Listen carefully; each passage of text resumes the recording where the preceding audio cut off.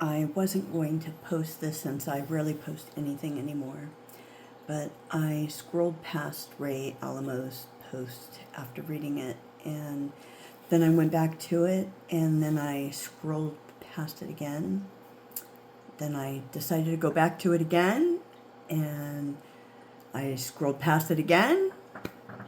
I went back to it one more time, and that's when I actually copied and pasted it, and then I decided to add to it because my reasons are personal, and my reasons are very personal. So I recently openly discussed my episodes of Suicidality for the first time with two friends during what I would call a support group.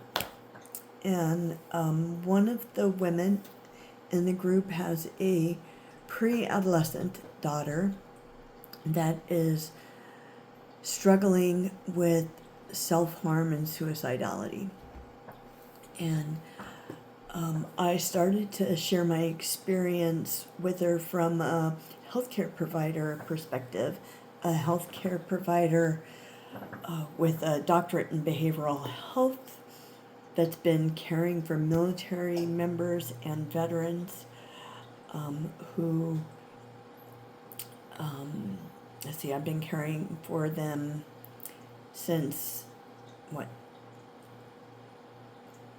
just prior to the beginning of our quarter century of continuous war fighting. Yeah. So since 1998. And so, that's a lot of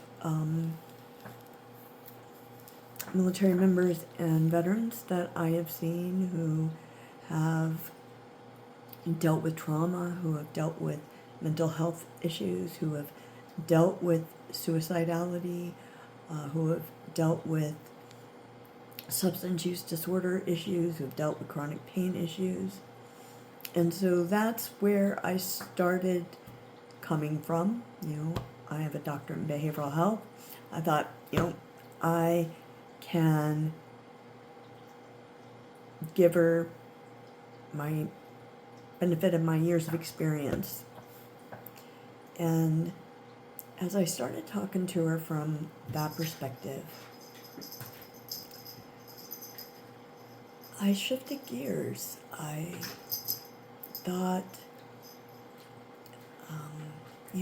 a personal perspective might be more what she needs to hear. As a family, they are really struggling.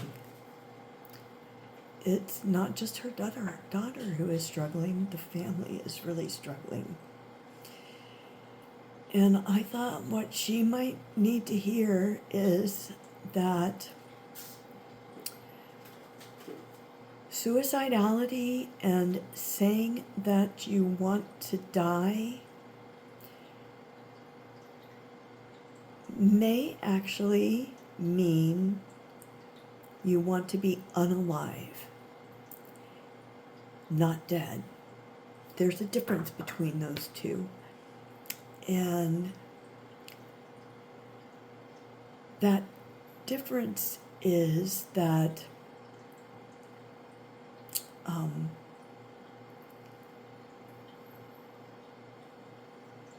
when you're struggling with that kind of pain, that kind of emotional pain, and physical pain can cause that kind of emotional pain, don't get me wrong, but that kind of pain,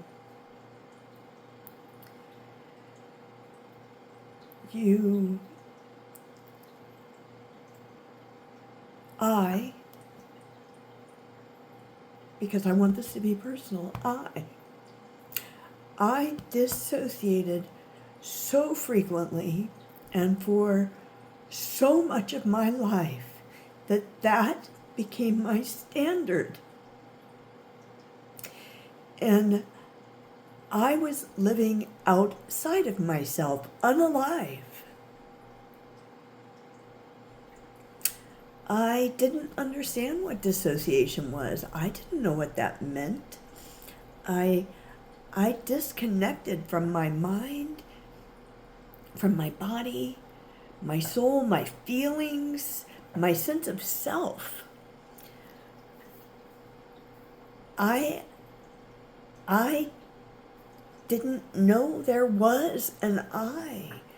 So when I was in my body, my only concept of escape was death. I had no words. I had no words for dissociation. I had no words for that escape that I did other than death. I did not know that I had the power within me to leave my body like I was doing. It just happened. But that was what I was seeking, was that leaving, that being gone. It wasn't truly death. I just wanted that pain to be gone because I did not know how to deal with that pain. I did not know where to put that pain. I was so filled with that pain. And I did not know what to do other than be gone, be unalive. And that was death. And so that was what I chose. And that was suicidality. And my family had to live with that. And with that not knowing when I would snap. And if today would be the day, if today would be the day they would come home and they would find that, or they would get that call. They had to live with that.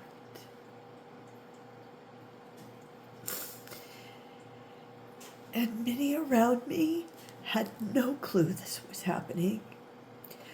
Many around our family had no clue this was happening.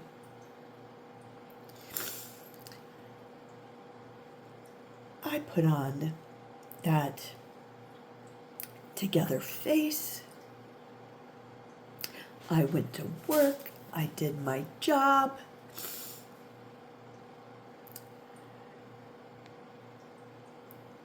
I got by. There's that term, masking. I masked it.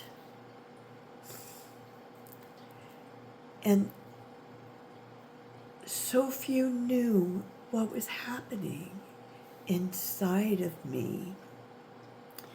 And so many think that dissociation means freezing, means you curl up in a ball and you just don't do anything. But that's not what dissociation is. Dissociation is just your mind and your body are disconnected. I don't remember so much of what happened in my life. I'm piecing things together, but there's so often in my life when if I was told I had a conversation of Janet, we just talked about that. Then I just went with what the person said. We had the conversation. I agreed. Oh, yes, we did. Yes, we did. What was it that we decided on that? Oh, that's right. Yes, we did. I just agreed because I assumed we had that conversation and I didn't remember. I thought there was something wrong with my memory. I would find myself places I had no clue how I got there. I would find myself with things I had no idea how I got them. I would find myself with writings I did not know how they came about. And this is just me disconnected from myself. I disconnected from myself so much that I literally did not have feeling in my body, sensation in my body. I could be seriously injured and not know it. And only know it when I saw with my own eyes the damage. And I would see it, I mean, oh, that's nothing. So my ankle's 3 times the size it's supposed to be. It doesn't hurt, no big deal. I don't need to get it checked out. I don't need an x-ray. No big deal. So my toes go in the wrong direction. No big deal. There's a trail of blood behind my foot. Yeah, there's a big cut on my ankle. No big deal. Yeah. My shoulder's out of socket. No big deal. Because I physically did not, those sensations were not making their way to my brain. I was not connected to my body. That is what dissociation is. And I am only now, at 60 years old, reconnecting with myself. And it's only been within the past 5 years, and really within the past 2 years, that I have begun figuring this out. And begun figuring out how to reconnect with myself. And doing the work to reconnect with myself, and learning what works for me to reconnect with myself. And you know, for so long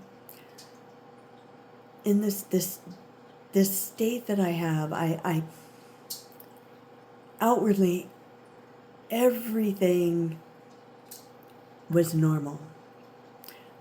There was no complaints. I didn't complain about things that were going on. I had a stoicism about me. I buried my feelings so deep. They didn't exist. That when I walked out of a room, I literally thought that I did not exist. I thought that when I walked out of a room and I was not in the presence of others, that I faded into the ether. I just faded away. And that no one was going to remember me. That was how I saw myself. I would call people up my own parents and say, this is your daughter, Janet, because I thought they would not know who Janet was or that they had a daughter named Janet. I would call my husband up and say, this is your wife, Janet, because I thought he would forget that he had a wife named Janet. Or that if I said this was Janet, he would not know he had a wife named Janet. Because I thought I did not exist outside of the presence of others, because I had dissociated so strongly from myself. And now I am having to learn what sensations are within my body. I am having to learn what feelings, what emotions are. I am having to learn to connect those feelings, sensations, emotions together. I'm having to learn a vocabulary for emotions. My emotion wheel on my wall is not there for my patients. That is there for me. I pull it off of the wall frequently to see what I am feeling. What is this sensation? What is that emotion that is connected to that sensation? And what is that story that is going on in my head? What's that story I'm telling myself in my head regarding the sensation, this emotion? And what is happening in front of me in the present moment? How does that relate to the story? What is true about the present moment that might be true about this story? And what is happening in this story that's not true about this present moment? How do they differ? And how might I have reacted if I didn't stop and think about that? Versus how are my actions going to be now? Because I did stop and think about that. And because I now have a name for that emotion. And now, you know what I'm learning now? I am learning now that my emotions have a range. I don't just have anger. I have anger. And I have anger. It's a range. And if I don't have anger, I can't have joy. That's what I'm learning. Can you imagine that someone my age doesn't know that? But I'm learning that.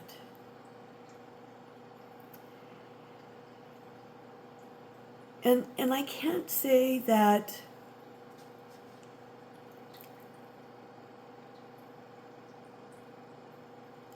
I always stop and examine what is happening now so that I can act rather than react.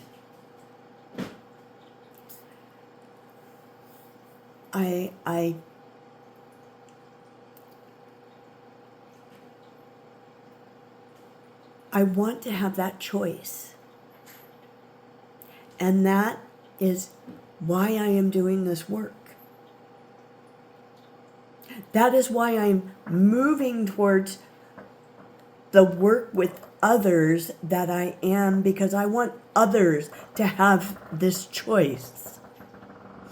Because this choice is beautiful. And suicidality was not.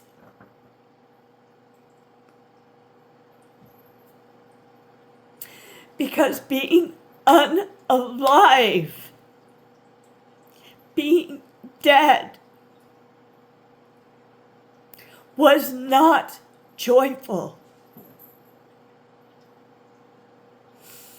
And I have felt joy. And I want to feel joy more. I want to feel joy when I hold my grandchildren in my arms, when I see my grandchildren's face light up when they see me. I want to feel that joy. And in suicidality, I cannot.